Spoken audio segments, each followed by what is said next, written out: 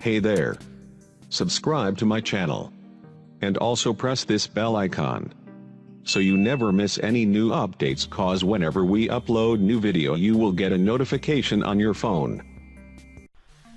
अस्सलामुअलैकुम दोस्तों, एक करीबी शहर में पहली बार जाना हुआ। लारी अड्डे उतरा तो अंदाज़ा नहीं था कि किस तरफ जाना है।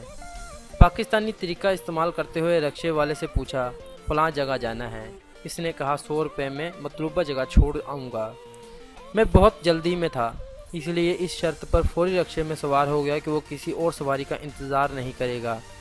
रिक्शे वाला काफ़ी जिंदा दिल शख्स साबित हुआ, या शायद उनकी फितरत ही ऐसी होती है। वो सारे रास्ते दिलचस्प इलाकाई कस्बे कहानियाँ सुनाता रहा।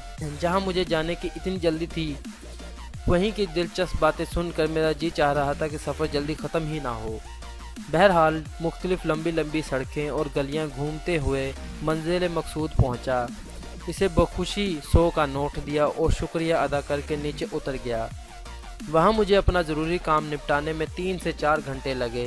वापसी पर एक दोस्त मुझे लारी अड्डे ड्रॉप करने के लिए साथ चल पड़ा, मगर इसने बाइक या गाड़ी बाहर नहीं निकाली। मैं हैरान हुआ कि यह कैसा सी ऑफ करना है कि पैदल रिक्शे तक छोड़ने जा रहा है, जबकि बाइक और गाड़ी भी मौजूद है।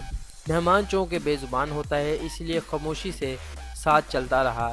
बातें करते हुए गली से बाहर निकले। मेन सड़क पर आते ही बाएं हाथ की सड़क मुड़े ही थे। बिल्कुल सामने वही लारी अड्डा देखकर मेरे हाथों के तोते, मैना, चिड़िया सब उड़ गए। तब समझ आया कि वो रिक्शे वाला दर हकीकत मुझे इधर उधर से बेखबर रखने के लिए इतने किस्से कहानियाँ सुना रहा था। लेकिन मेहमान चूँकि बेजुबान होता है, इसमें मैं खामोश रहा और अपने अजीज़ से इस वाक़े का कोई जिक्र नहीं किया।